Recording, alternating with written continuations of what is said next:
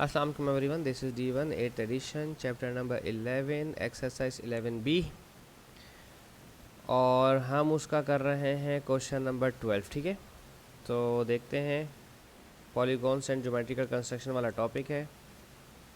इन आ rhombus WXYZ, rhombus है तो that means कि वो थोड़ा सा स्क्वायर शेप का होगा, तो टिल्ट होगा थोड़ा सा। ठीक है, अब ये टिल्ट मुझे बनाने देगा नहीं क्योंकि इसका AI थोड़ा डिफरेंट है, तो मुझे इसको सेपरेटली बनाना पड़ेगा। ठीक है, इसका नाम मैं रख रहा हूँ W, इसका नाम रख रहा हूँ X, इसका नाम है Y और इसका नाम है Z। ठीक है, WXY यहाँ से, यानी कि ये वाला जो है W से X और X से Y, जो एंगल X है कॉमन अल्फ़ाबेट है दोनों में, वो एंगल हमारा 108 है। कैलकुलेट X से Z और Z से Y, यानी कि दैट मीन्स वो कहना चाह रहे हैं कि X से Z एक डायगोनल लेके जाएं। ठीक है, तो हमें X से Z और Z से Y, ये X से Z यूँ लाइन जा रही है और Z से Y यूँ लाइन जा रही है। ठीक है, तो आपको ये एंगल चाहिए। ठीक है, जो दोनों में कॉमन एंगल है, जो बीच में लिखा है उसे वर्टेक्स कहते हैं। ठीक है, ये 108।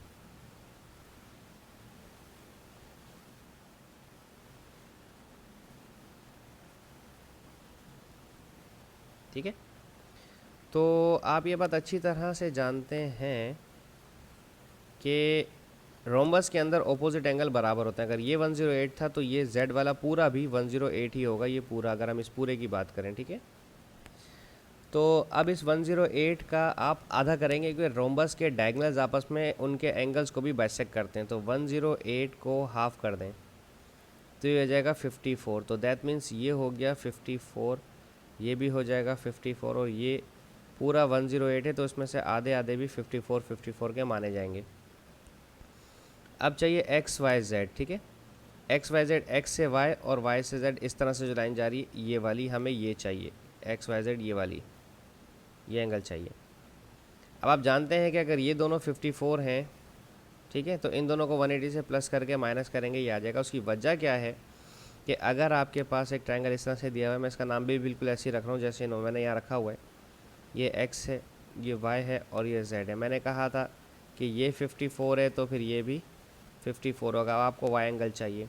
अब यहाँ तीन एंगल हैं, एंगल X है, एंगल Y है और एंगल Z है। ठीक है, और ये तीनों ट्रायंगल के अंदर हैं तो 180 डिग्री बनाएंगे। एंगल X भी 54 है, एंगल Y मुझे मालूम करना है तो मैं उसकी जगह Y लिख देता हूँ, और एंगल Z भी मेरा 54 है तो हम यहाँ 54 लिखते हैं। ठीक है, 180, तो ये हो जाएगा 108, 54 प्लस 54 108 हो जाएगा।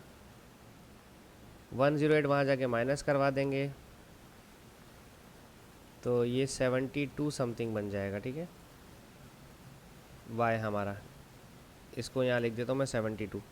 इनके एंगल मैं यहाँ मेंशन कर देता हूँ। ये आ गया मेरा 72 डिग्री, ये आया था मेरा XZY 54 डिग्री।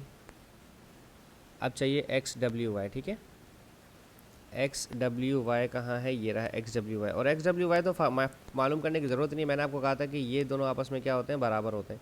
ठीक है, रोम्बस के अंदर हो या पैरेललोग्राम के अंदर। तो 72 है तो फिर ये भी 72 डिग्री ही होना चाहिए था।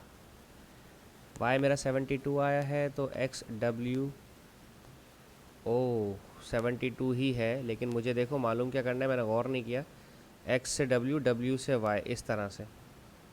ठीक है, मुझे यानी कि 72 का आधा चाहिए। ठीक है, ये पूरा तो मेरा 72 है, लेकिन मुझे उस 72 में से सिर्फ आधा हिस्सा चाहिए, तो XWY का मुझे सिर्फ हाफ पार्ट चाहिए। तो मैं क्या करूँगा, XW और Y के लिए जो पूरा एंगल है 72, इसको आधा कर दें। ठीक है, क्योंकि डायगोनल आपस में बाइसेक्ट करते हैं, 3 2 जा 6, और तो ये हो गया मेरे पास 36 डिग्री। ठीक है, ये आ गया मेरे पास क्वेश्चन नंबर 12 का आंसर। अब मैं देखता हूँ इसका क्वेश्चन नंबर 13 में कह रहे हैं एक पैरेललोग्राम है PQRS। ठीक है, मैं पैरेललोग्राम बना देता हूँ। यार ये AI इसका काम नहीं करने देगा, इसको वैसे ही बनाएं। ये रहा P और Q और R और S।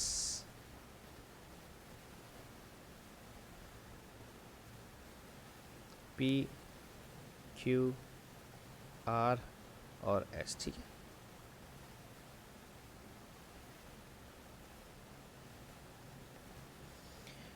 Q से P और P से R 42 डिग्री कहा, ये रहा।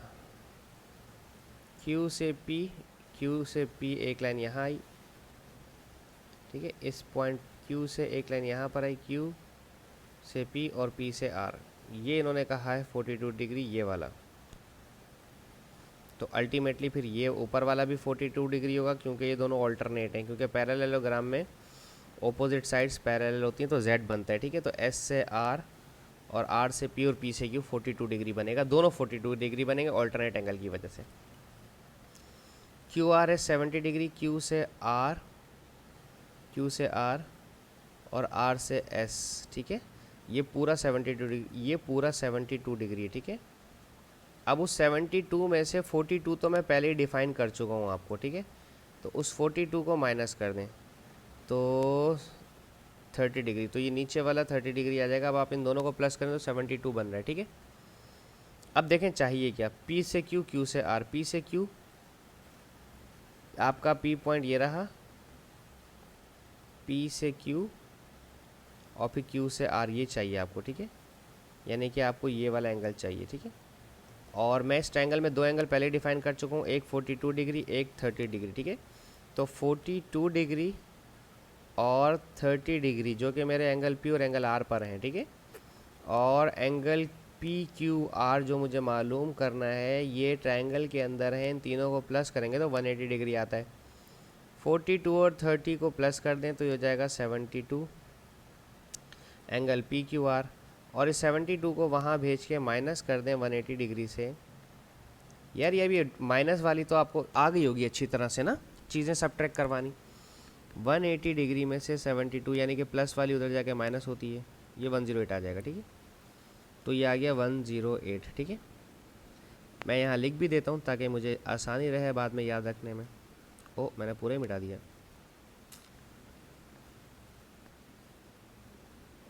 यहाँ लिख देते हैं 108, ठीक है। ये आ गया 108 पूरा एंगल, सही है। अच्छा जनाब,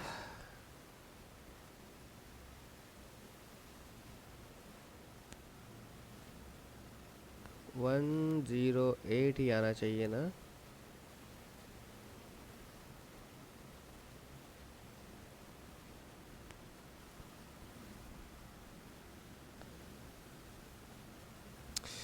अरे देखो मैंने ये QR है 70 को मैंने 72 लिख दिया, तभी तो गलती हो रही है, तभी पूरा गलत हो गया। मैं इसको लिखना था 70 डिग्री, तो 70 डिग्री में से 42 माइनस करेंगे तो 10 में से 2 गया तो 8 बचा, 6 में से 4 गया तो 2, ये हो गया 28।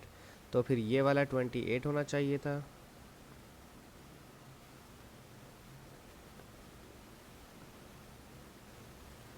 ये मेरी मिस्टेक है, ये 28 होगा। और फिर यहाँ पर भी इसको हटा दें, ये 28 ही होने चाहिए, ठीक है। 42 डिग्री प्लस 28 डिग्री, ठीक है। 8 और 2 10 और 4 5 6 और 1 7, 70 डिग्री। वहाँ जाके 70 डिग्री माइनस होगा, ठीक है।